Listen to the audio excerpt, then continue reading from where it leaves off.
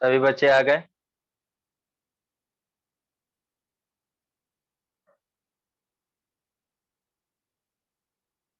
Camera off कर लीजिए सभी।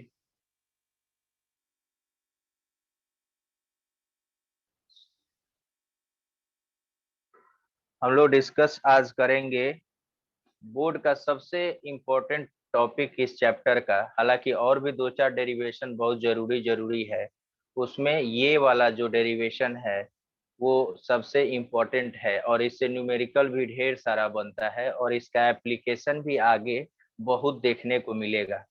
तो आज जो हमारा टॉपिक है वो टॉपिक है ड्रिफ्ट वेलोसिटी। आप सभी को दिख रहा होगा, दो तरह का डायग्राम मैंने बनाया है। एक इलेक्ट्रिक फील्ड के एब्सेंस में और दूसरा इलेक्ट्रिक फील्ड के प्रेजेंस में। तो उस दोनों में डिफरेंस क्या है कि सपोज करो कि आपके पास एक कंडक्टर है और वो कंडक्टर आपने इलेक्ट्रिक फील्ड के एब्सेंस में रखा हुआ है। तो उस कंडक्टर के जितने भी फ्री इलेक्ट्रॉन्स होते हैं वो रैंडम मोशन में डिफरेंट डिफरेंट डायरेक्शन में मूव करते रहते हैं। तो डिफरेंट डिफरेंट डायरेक्शन में मूव करने के वजह से क्या होता है कि वो एक दूसरे से कोलाइड करते हैं और ड्यूरिंग कोलिजन उनका काइनेटिक एनर्जी चेंज हो जाता है हीट एनर्जी के फॉर्म में। तो धीरे धीरे उनका काइनेटिक एनर्जी रिड्यूस होने लगता है। आफ्टर सम टाइम जब नेट वेलोसिटी देखा जाता है टोटल फ्री इलेक्ट्रॉन्स का इनसाइड द कंडक्टर, वो जीरो होता है। स्टार्टिंग में क्या बताया मैंने कि जब किसी कंडक्टर को इलेक्ट्रिक फील्ड के एब्सेंस में रखेंगे तो क्या होगा कि उसके जितने भी फ्री इलेक्ट्रॉन्स हैं वो एट रैंडमली मूव करते हैं डिफरेंट डिफरेंट डायरेक्शंस में। तो मूव करते वक्त वो एक दूसरे से कोलाइड करते हैं और कोलिजन के ड्यूरेशन में वो क्या होता है कि उनका काइनेटिक एनर्जी रिड्यूस होता है in the form of heat energy और धीरे धीरे धीरे धीरे आफ्टर सम टाइम उन सभी फ्री इलेक्ट्रॉन्स का जो नेट वेलोसिटी होता है वो जीरो हो जाता है। ओके, यहाँ तक क्लियर है। इसके बाद उसी कंडक्टर को हमने क्या किया कि कहाँ रख दिया, हमने रख दिया उसको इलेक्ट्रिक फील्ड में।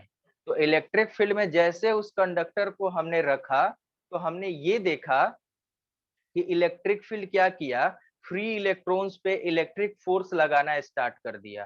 तो फ्री इलेक्ट्रॉन पे जैसे उसने इलेक्ट्रिक फोर्स लगाना स्टार्ट किया तो पता चला कि जितने इलेक्ट्रॉन्स हैं सभी के सभी एक डायरेक्शन में मूव करने लगे हैं और वो भी किस डायरेक्शन में, इलेक्ट्रिक फील्ड के अपोजिट डायरेक्शन में। यानी कि अगर electric field left to right apply है तो ये सारे के सारे free electrons right to left move करने लगे और सबका डायरेक्शन सेम हो गया।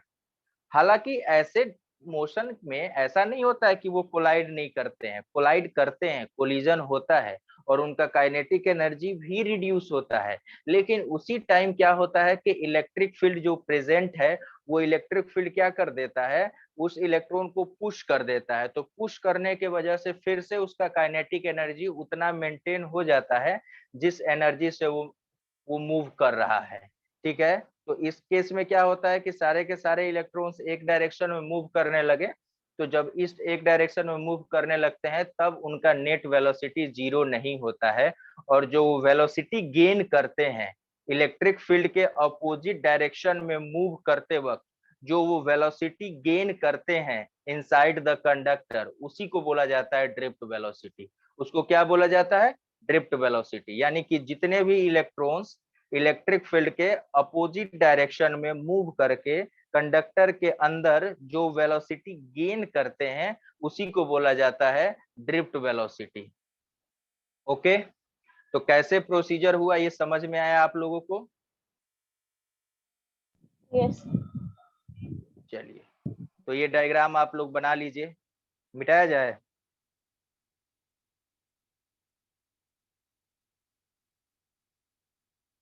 Yes sir. तो कैसे बोलेंगे, सर बोलेंगे कि जब इलेक्ट्रिक फील्ड क्या था,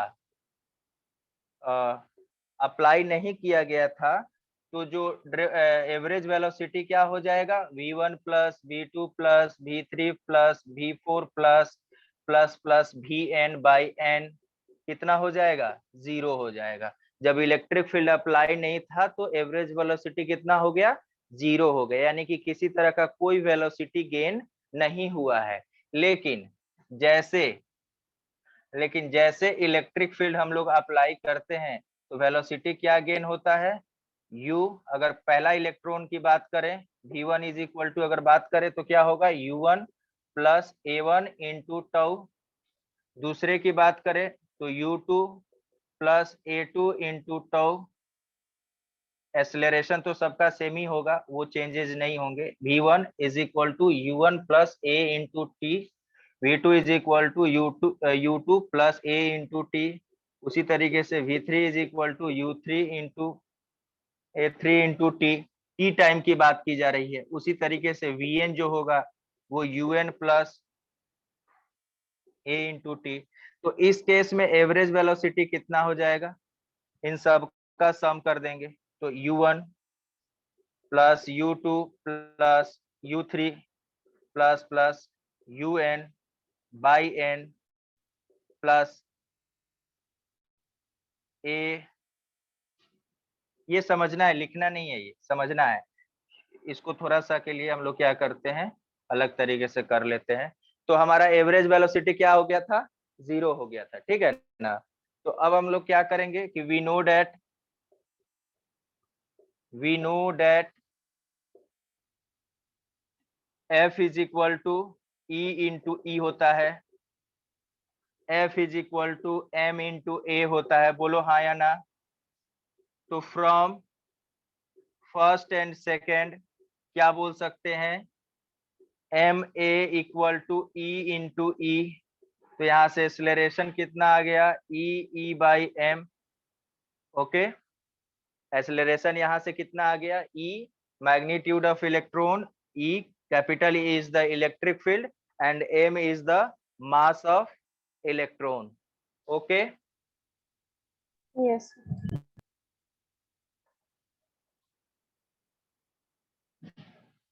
मिटाया जाए।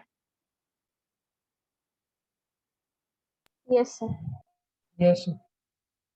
अब हम बात करते हैं बच्चों कि वेलोसिटी का फॉर्मूला क्या होता है। क्लास में पढ़े होंगे लोग, v is equal to U plus A T, पढ़े हैं ना। तो जो वेलोसिटी गेन हुआ है उसको हम लोग बोलेंगे ड्रिफ्ट वेलोसिटी, और इलेक्ट्रॉन का इनिशियल स्पीड क्या है, 0 है, और एक्सेलरेशन के जगह पे हमने ये लिख दिया। और इस टी को ना टाउ लिखते हैं, जिसको हम लोग बोलते हैं एवरेज रिलैक्सेशन टाइम। क्या बोलते हैं, एवरेज रिलैक्सेशन टाइम। तो ये जो ड्रिफ्ट वेलोसिटी आया ये आ गया, यही हमारा रिक्वायर्ड एक्सप्रेशन है ड्रिफ्ट वेलोसिटी का। पहले इतना लिखिए, फिर उसके बाद से एवरेज रिलैक्सेशन टाइम का डिफिनीशन मैं लिखवा रहा हूं।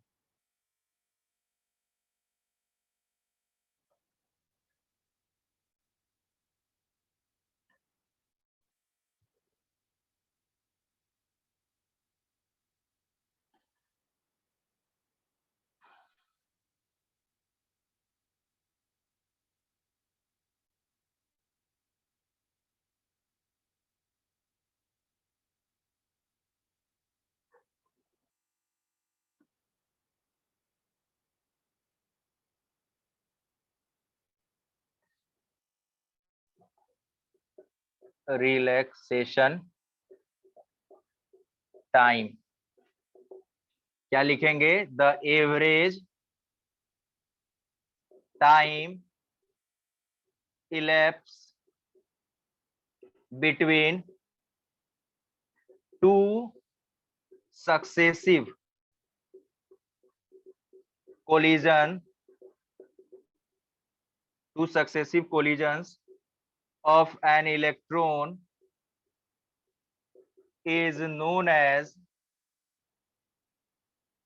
relaxation time, जिसको हम लोगों ने टाउ से डिनोट किया है। दो सक्सेसिव कोलिजन के बीच में जो टाइम इंटरवल लगता है उसी को बोला जाता है रिलैक्सेशन टाइम। यानी इलेक्ट्रॉन यहाँ से गया, यहाँ से जाकर टकराया और टकरा के फिर वापस आया, यानी कि जाकर टकरा कर वापस आया, इसको बोला जाता है सक्सेसिव कोलिजन। यानी कि एक इलेक्ट्रॉन है, यहाँ गया, इससे टकराया और टकरा के फिर वापस आकर यहाँ आया, उसको बोला जाता है सक्सेसिव कोलिजन। कंटिन्यूअस दो कोलिजन को बोला जाएगा सक्सेसिव कोलिजन। Okay, Yes. इसके बाद लिखना है ड्रिफ्ट वेलोसिटी का डिफिनीशन। क्या लिखना है बच्चों? ड्रिफ्ट वेलोसिटी का डिफिनीशन क्या लिखेंगे?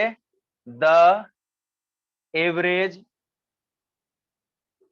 Velocity gained by an electron in moving opposite direction of an electron in opposite direction of electric field inside the conductor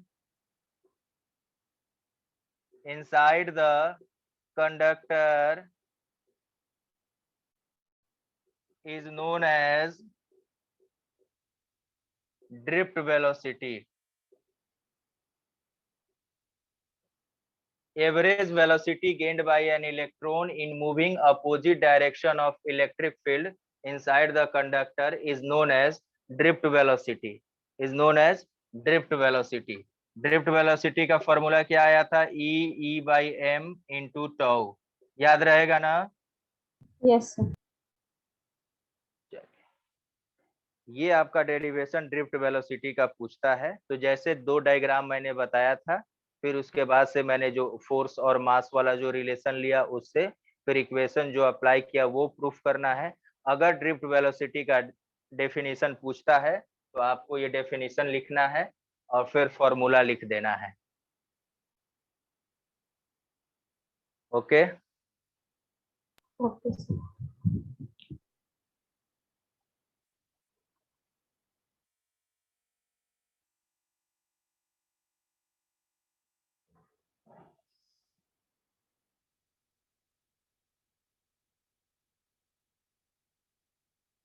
अब हेडिंग डालिए।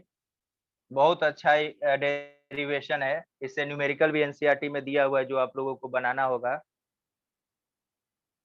रिलेशन बिटवीन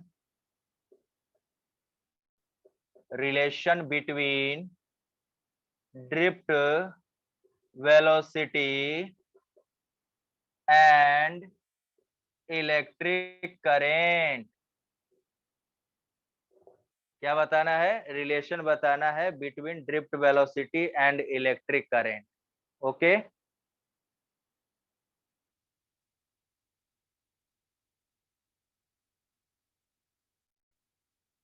क्लियर है? हाँ सर।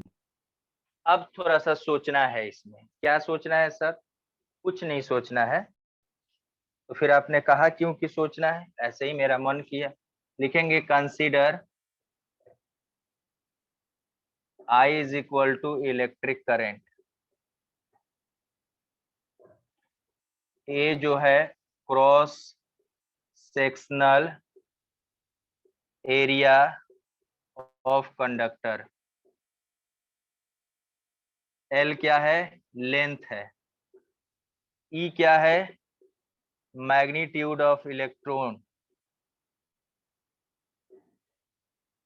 स्मॉल एन क्या है? Number of electrons per unit volume. VD क्या है? Drift velocity. Good. Tau क्या है? Relaxation time.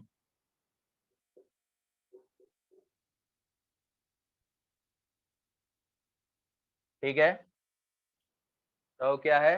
Relaxation time. और कैपिटल एन लिख देते हैं टोटल नंबर ऑफ इलेक्ट्रॉन्स। हालांकि जरूरत नहीं पड़ेगा अभी, लेकिन फिर भी लिख देते हैं। N is equal to total number of electrons. तो सबसे पहले ये लिखिए।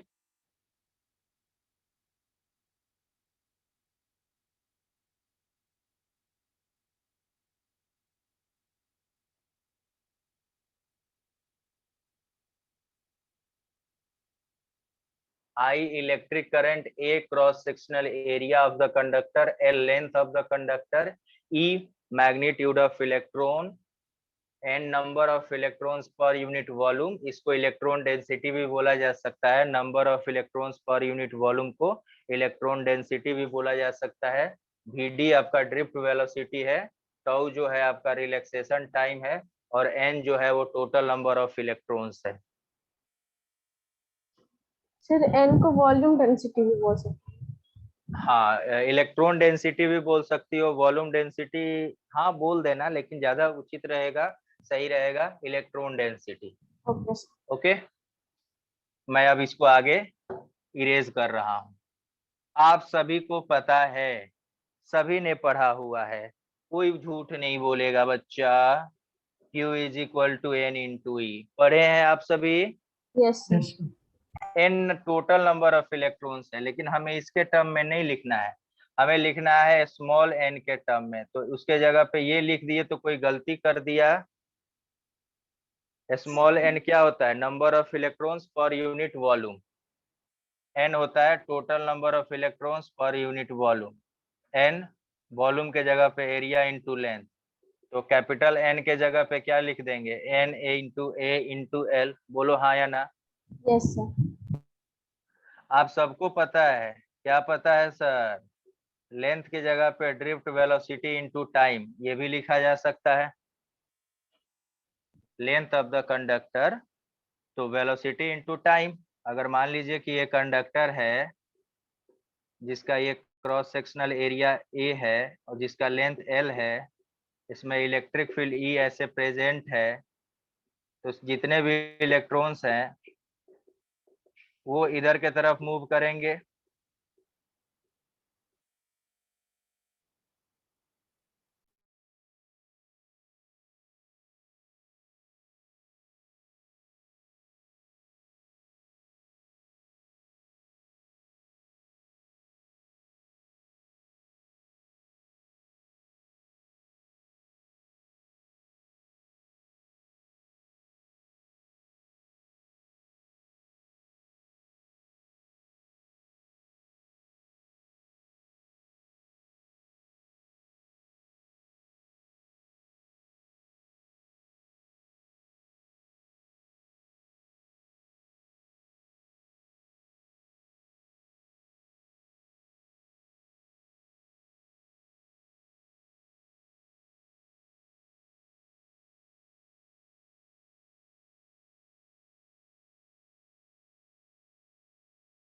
तो ये आपका क्या है, इलेक्ट्रॉन्स है, तो अपोजिट डायरेक्शन में ये मूव कर रहा है, तो टी टाइम में कितना लेंथ कवर करेगा, बोलो हाँ या ना, वीडी इंटू टाउ करेगा कि नहीं करेगा। हाँ सर। हाँ, तो उसके जगह पे मैंने ये लिख दिया तो कोई गलती किया गया, नो। ओके, तो गलती नहीं किए, तो फिर आई इक्वल टू क्या होता है बच्चों, क्यू बाई टी होता है क्या, बोलो हाँ या ना।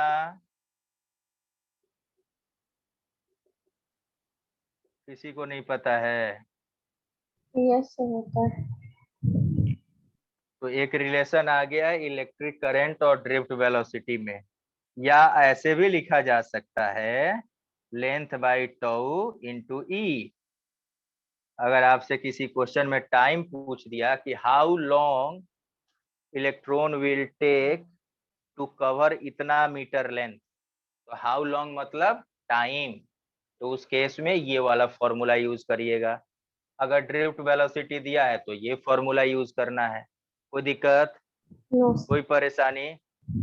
अब वो ये 3 मार्क्स का क्वेश्चन था यहाँ तक, अगर आप इतना कर लेते हो तो आपके 3 मार्क्स कहीं नहीं गए हैं डेरिवेशन में।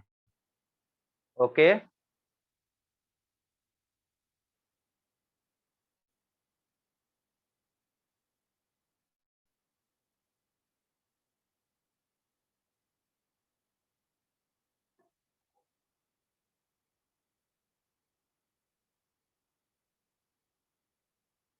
आगे बढ़ा जाए।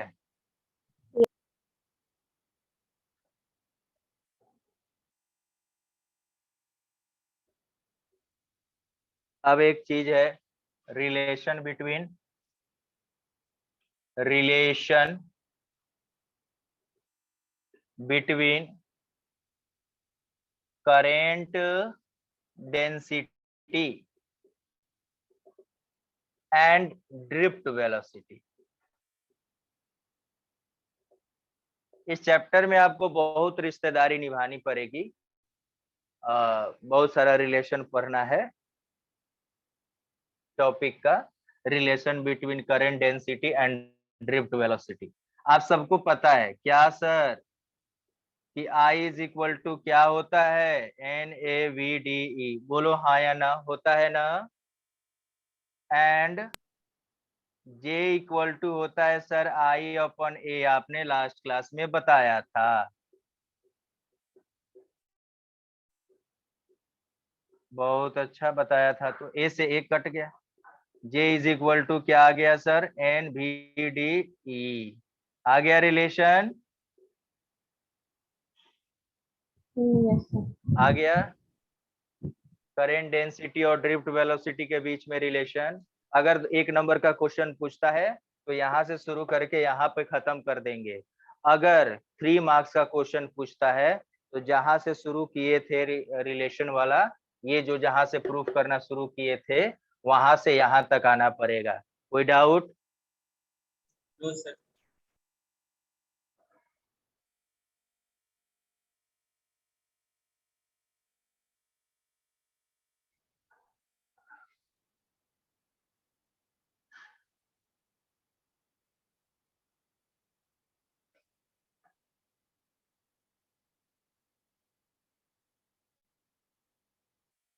मिटाओ। Yes, sir.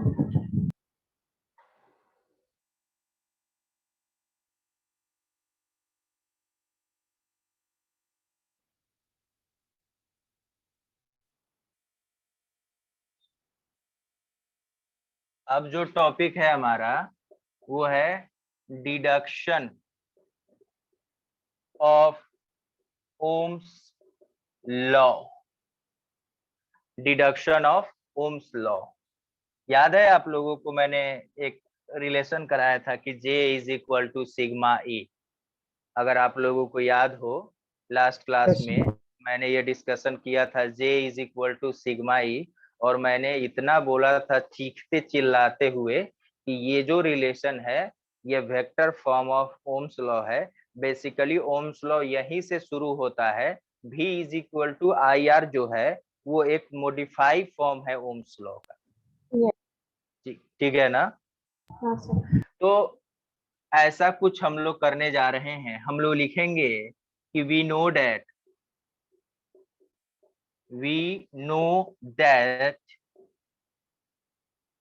VD equal to E/m into tau. बोलो हाँ या ना। Drift velocity is equal to, ये हमारा फॉर्मूला आया है। एक बच्चा कहना चाह रहा है कि सर मैं इसको ऐसे लिखना चाहता हूं। क्यों सर? क्योंकि E इक्वल टू होता है V/L। V मतलब वोल्टेज अपॉन लेंथ। बोलो हाँ या ना। हाँ सर। इसको इक्वेशन नंबर 1 बना दिए। अब एक बच्चा कहता है कि सर आप तो एक फॉर्मूला भूल रहे हैं। कौन सा बच्चा? NAVDE। मैं ये भूल रहा था ना। तो ये फॉर्मूला आ गया NAVDE। तो आप बोलोगे कि सर एक काम करते हैं ना, ड्रिफ्ट वेलोसिटी के जगह पे हम लोग ये वोल्टेज वाला इक्वेशन रख देते हैं। बोलो हाँ या ना। Yes sir. इतना पहले लिखिए, नोट डाउन करिए, फिर इसके बाद हम लोग आगे बढ़ेंगे।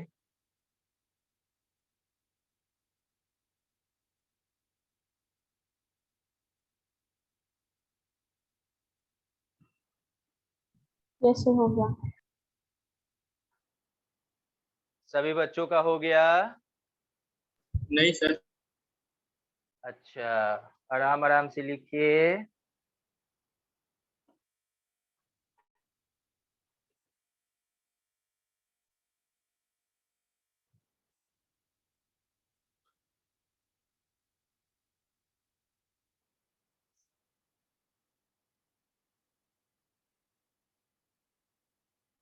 आई थिंक अब हो गया होगा।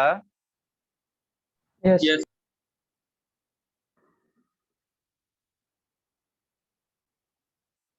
यहां हम रुक रहे हैं, मन किया इसीलिए रुका मैंने। अब मैं एक चीज लिखना चाहता हूं, V/I इक्वल टू, क्या लिख सकते हैं? V/I equal to M into L upon E square A into N into tau, लिख सकते हैं। Yes. आपको पता है V/I ऑलवेज कांस्टेंट होता है, किसके इक्वल? रेजिस्टेंस के इक्वल। बोलो हाँ या ना? V/I ऑलवेज कांस्टेंट होता है। अगर टेम्परेचर फिक्स हो तो इलेक्ट्रॉन का मास फिक्स होगा, कंडक्टर का लेंथ फिक्स होगा, इलेक्ट्रॉन का वैल्यू फिक्स होगा, कंडक्टर का क्रॉस सेक्शनल एरिया फिक्स होगा, उस कंडक्टर में कितने इलेक्ट्रॉन्स पर यूनिट वॉल्यूम है वो फिक्स होगा, और उनका टाइम फिक्स होगा। बोलिए हाँ या ना? Yes. तो यहाँ से एक रेजिस्टेंस का फॉर्मूला अलग आ गया, ML E² AN into tau. ये हमारा रेजिस्टेंस है। Mass of electron, length of conductor, E का वैल्यू सबको पता है, एक cross sectional area, N number of electrons per unit volume, T tau. Tau मतलब रिलैक्सेशन टाइम। बोलो हाँ या ना? तो एक रेजिस्टेंस का ये फॉर्मूला आपके पास आ गया, ML/E² AN इंटू टाउ। ठीक है। कुछ Yes. क्वेश्चंस इस फॉर्मूला पे भी पूछा जाता है, लेकिन बहुत कम पूछा जाता है। लेकिन जब पूछ दिया जाता है तो थोड़ा सा परेशानी हमारे पास बढ़ जाता है। रीजन क्या है कि ये फॉर्मूला याद नहीं रहता है। तो आपको थोड़ा सा औरों से अलग दिखना है, तो इसके लिए घुटना पे फटे हुए जीन्स नहीं पहनना है। जो थोड़ा अलग अलग कंसेप्ट है वो ध्यान में रखना है, उससे आप अलग दिखिएगा बाकी विद्यार्थी से। ओके।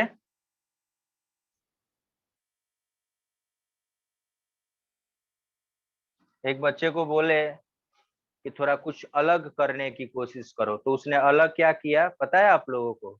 उसने अपना बाल ब्लू करवा कर चला है। उसका ये अलग था कुछ। चलिए, अब आप सबको पता है, क्या पता है कि R इज इक्वल टू होता है क्या बच्चों? ρL/A होता है ना? Yes. Yes. मैंने रेजिस्टेंस के साइड में ρL/A लिख दी, कोई गलती कर दी क्या?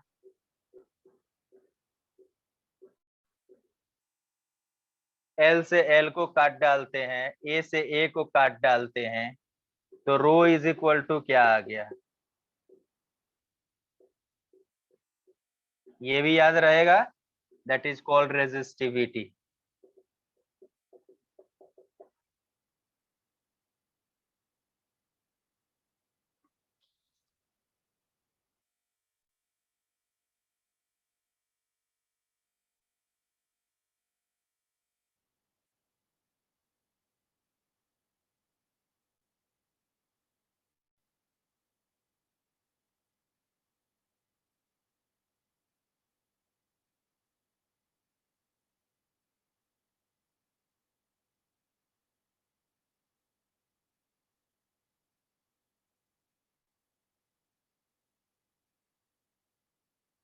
हो गया बच्चों? हाँ सर, हो गया। अब हेडिंग डालिए मोबिलिटी। मोबिलिटी, मोबिलिटी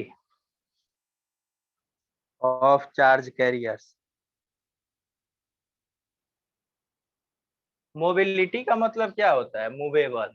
मोबिलिटी का सिंपल मीनिंग क्या होता है? मूवेबल। कोई भी कंडक्टर अगर इलेक्ट्रिसिटी को कंडक्ट कर रहा है तो वो चार्ज कैरियर्स के मोबिलिटी के वजह से ही करता है, क्योंकि चार्ज कैरियर्स हमारा मूव करता है from one place to another. तो उस केस को हम लोग बोलते हैं कि मोबिलिटी है। तो लिखिए, mobility is defined as, mobility is defined as the ratio of, mobility is defined as the ratio of drift velocity to the, drift velocity to the electric field is defined as the ratio of drift velocity to the electric field.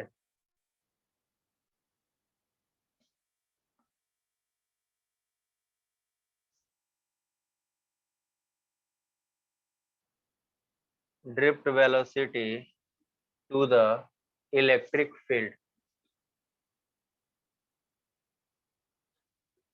यानी कि जो mobility mu होता है वो ratio होता है किसका, drift velocity upon electric field का रेशियो होता है। कोई दिक्कत? तो सर यानी कि drift velocity is equal to mu into E, और हमें पता भी है ड्रिफ्ट वेलोसिटी जो होता है वो इलेक्ट्रिक फील्ड के डायरेक्टली प्रोपोर्शनल होता है। तो अगर हम कंपेयर करने जाएं तो V D is equal to क्या होता है, E tau by M into E, ऐसा लिख सकते हैं। तो अगर कंपेयर करें इसको और इससे तो म्यू का वैल्यू कितना हो जाएगा, ई टाउ बाई एम। ये भी याद रखिएगा, आपका काम आसानी से चलेगा। ओके,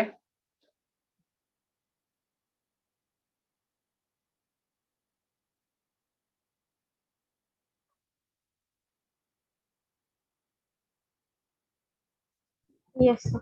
हो गया। हो गया ना? हाँ सर। अब हम लोग डिस्कस करेंगे relation between electric current, relation between electric current and mobility. क्या होगा sir, I is equal to क्या होता है, NAVDE, और इसके जगह पे क्या लिख सकते हैं, म्यू इंटू ई, ड्रिफ्ट वेलोसिटी के जगह पे। तो एक रिलेशन आ गया हमारा, I is equal to NA mu E, आ गया ना रिलेशन।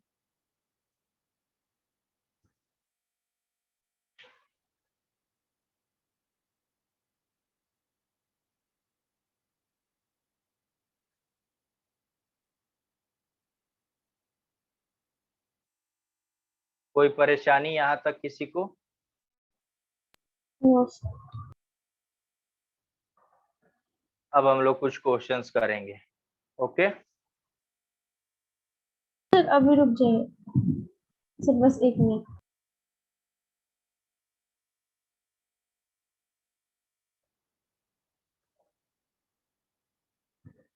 यस सर, हो गया।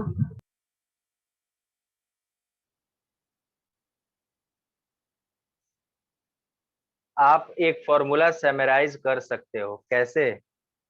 आपको पता है VD इज इक्वल टू क्या होता है, म्यू इंटू ई होता है, और ई के जगह पे V बाई एल भी लिखा जा सकता है। ये कौन सा भी है, वोल्टेज है। कौन सा है, वोल्टेज है।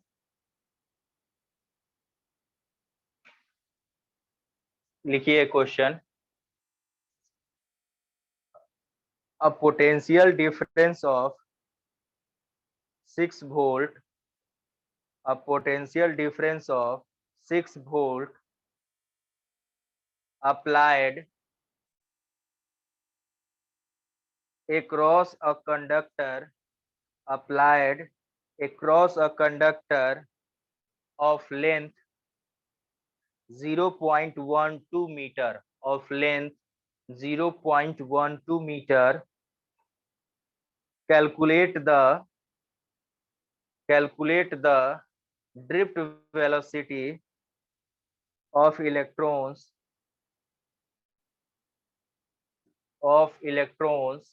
if the electron mobility is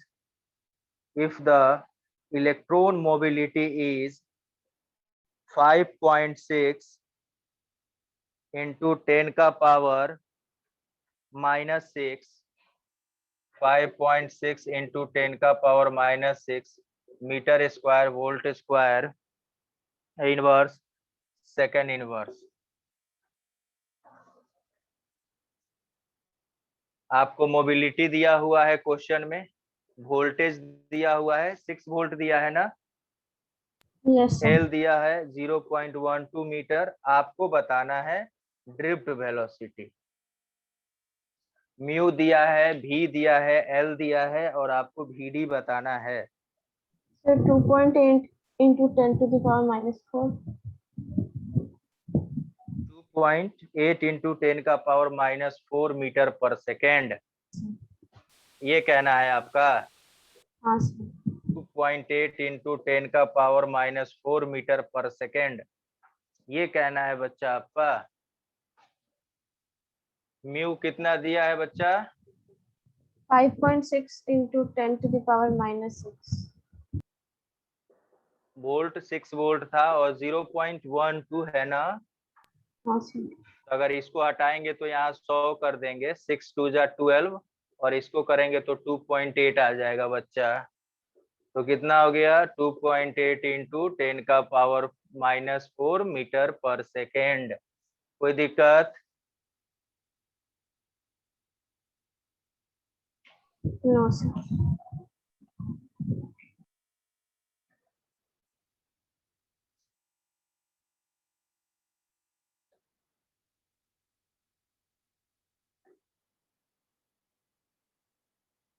समझ में आ गया सभी को? Yes sir.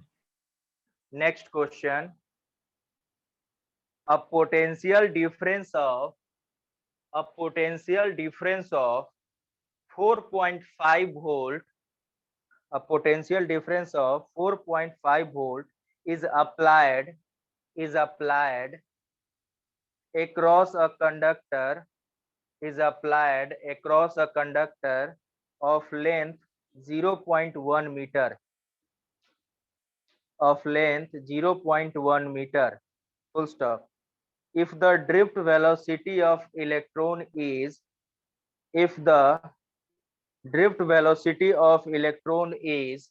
1.5 into 10 का पावर -4 मीटर पर सेकेंड, 1.5 into 10 का पावर -4 मीटर पर second, find the electron mobility. Sir potential difference कितना बोले? फिर से एक बार क्वेश्चन बोल दीजिए। 4.5 volt. A potential difference of 4.5 volt is applied across the conductor of length 0.1 meter. Voltage दिया है 4.5 वोल्ट, लेंथ दिया है 0.1 मीटर, ड्रिफ्ट वेलोसिटी दिया है 1.5 इंटू 10 का पावर -4 मीटर पर सेकेंड और आपको म्यू बताना है।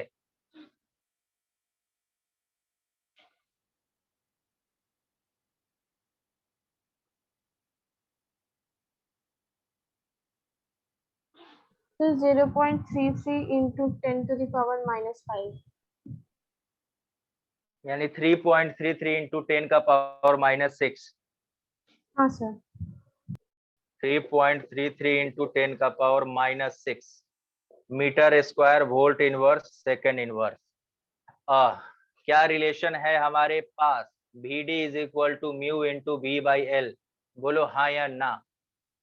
VD दिया है, V दिया है, L दिया है, तो म्यू भी निकलेगा और म्यू कितना आया? इतना आया।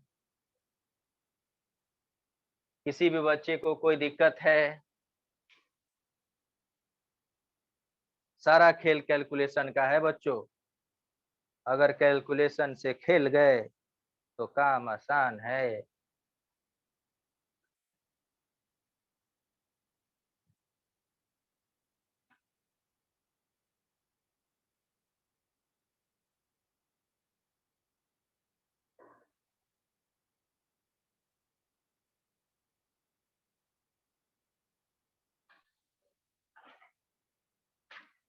हो गया बात? हो गया? हाँ सर। Yes sir. तो नेक्स्ट क्वेश्चन के तरफ मूव करेंगे। The number density of electron यानी small n, the number density of electron in a copper is 8.5 into 10 का power 25 per meter cube, 8.5 into 10 का power 25 per meter cube, full stop. A current of 1 ampere, a current of 1 ampere flows through a copper wire of length 0.24 meter, of length 0.24 meter, and area of cross section 1.2 mm square, and area of cross section 1.2 mm square, when connected to a battery of 3 volt. When connected to a battery of 3 volt, find the electron mobility. Find the electron mobility. So battery of इसके बाद Battery of 3 volt. okay.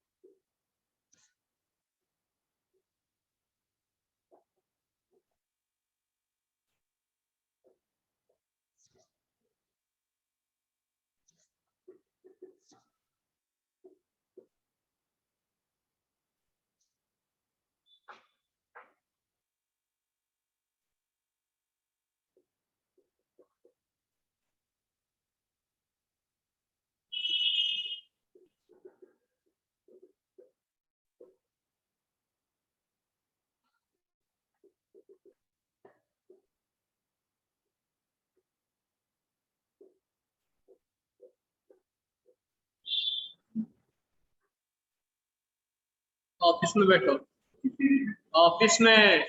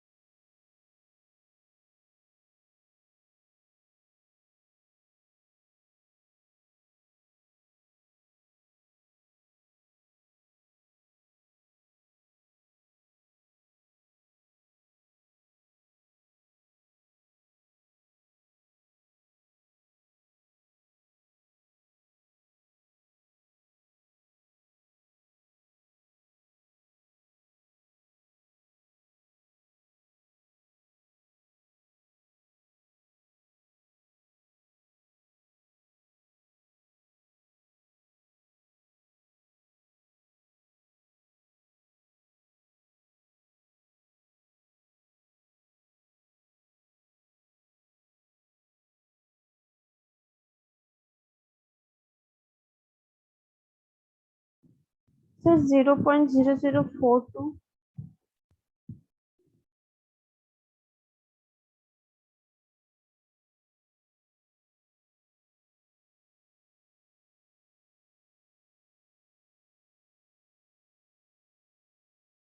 Four point nine into 10⁻⁻6। No, sir. 4.9 into 10⁻⁻6।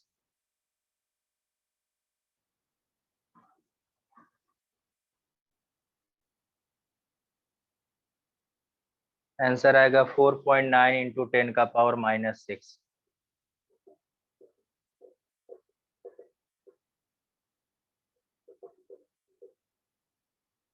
Clear? Solve करना है इसको अच्छे से। Okay, sir.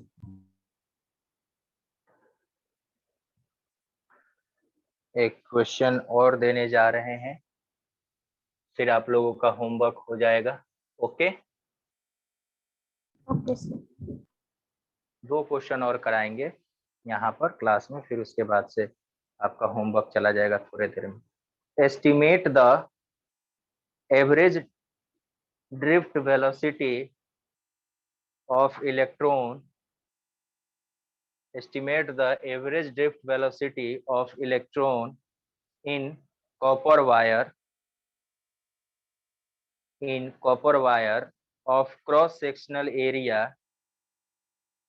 2.5 into 10⁻⁻7 of cross sectional area 2.5 into 10⁻⁻7 meter square, carrying a current of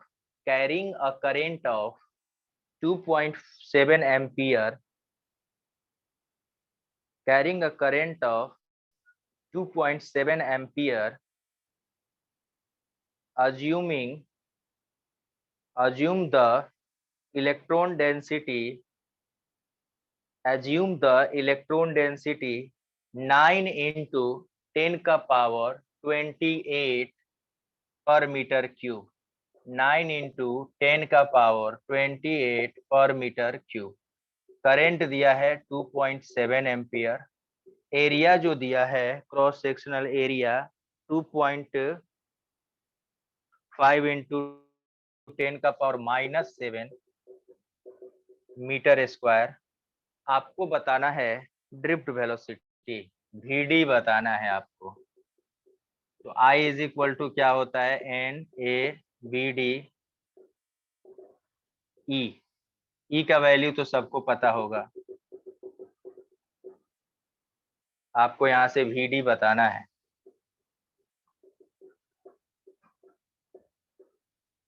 solve करके बताइए।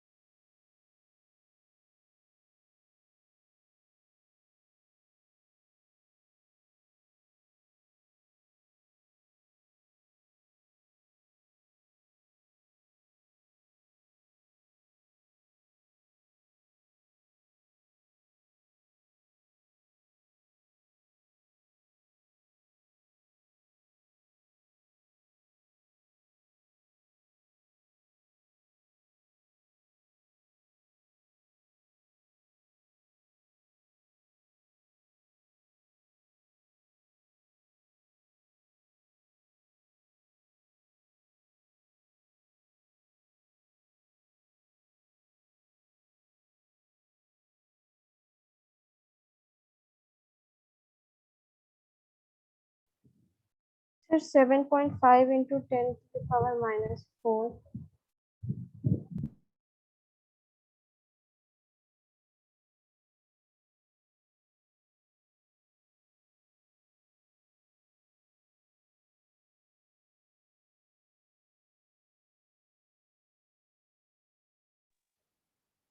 हाँ, 7.5 इंटू 10 का पावर -4 मीटर पर सेकेंड। आदर्श ये सारा वैल्यू दिया हुआ है, आई का दिया यस है, सर। एन दिया है, ए ई निकल जाएगा ना? निकल गया सर। ओके, एक आखिरी क्वेश्चन करते हैं अभी, फिर उसके बाद से होमवर्क की बारी आएगी। लिखिए, calculate the electric field, calculate the electric field in a copper wire of cross sectional area 2 mm square. Calculate the electric field in a copper wire of cross sectional area 2 mm square carrying a current of 1 ampere. The conductivity of copper is the conductivity of copper is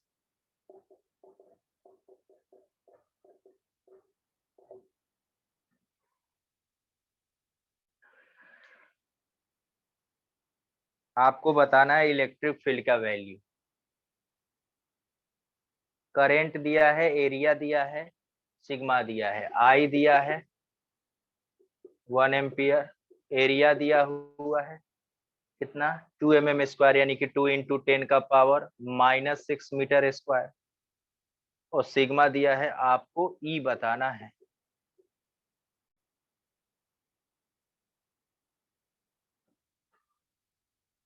कौन सा formula लगाएंगे आप सब?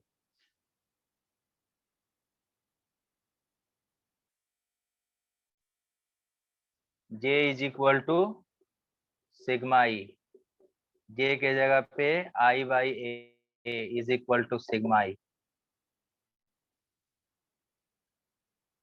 Calculate करिए।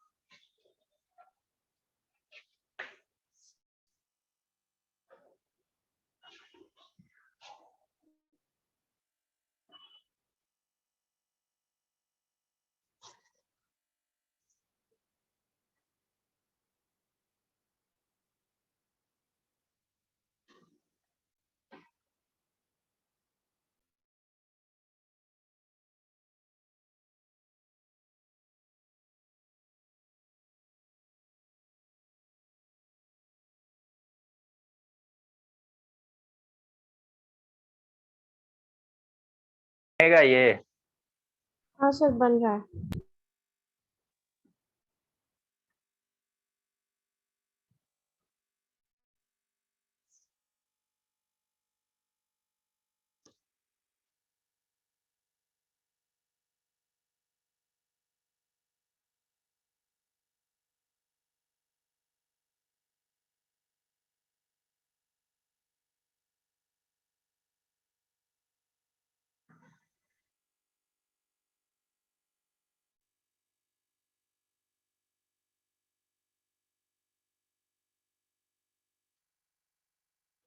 Sir, 7 into 10 to the power -3. 8 into 10 का power -3। हाँ sir, 8 होगा sir. चलिए, आप सभी का क्लास डिवाइडेड है कि इस क्लास में इतना टॉपिक होगा, इस क्लास में इतना टॉपिक होगा, ये न्यूमेरिकल होगा। आज का जो हमारा टारगेट था वो कंप्लीट हुआ। आप सभी को होमवर्क मिल जाएगा। इसके अगले क्लास में हम लोग और इससे इम्पोर्टेंट टॉपिक बढ़ते चला जाएगा। यानी कि इस चैप्टर का तो ये जितना भी आज डेरिवेशन हुआ है आप सभी को याद रखना है, क्योंकि ये सारे के सारे क्वेश्चन सीबीएसई में पूछे गए हैं। और न्यूमेरिकल्स भी जितने भी मैंने कराए हैं वो टोटल के टोटल क्वेश्चंस एग्जाम में आए हुए हैं। तो इन सभी क्वेश्चंस को रिवाइज करना है। साथ ही साथ मैं होमवर्क आज भेजूंगा, आप सबको सेंड कर दूंगा। उसके अकॉर्डिंग आप सभी को होमवर्क भी कंप्लीट करके अगले क्लास से पहले रखना है। ठीक है ना? Okay sir. अच्छे से रिवाइज करते रहिए, अच्छे से पढ़ते रहिए, कोई भी डाउट हो पूछते रहिए। और होपफुली अगले वीक से यानी कि जुलाई के फर्स्ट वीक से आप लोग का ऑफलाइन क्लासेस अच्छे से शुरू हो जाएगा। ठीक है? ठीक है सर। तब तक के लिए धन्यवाद।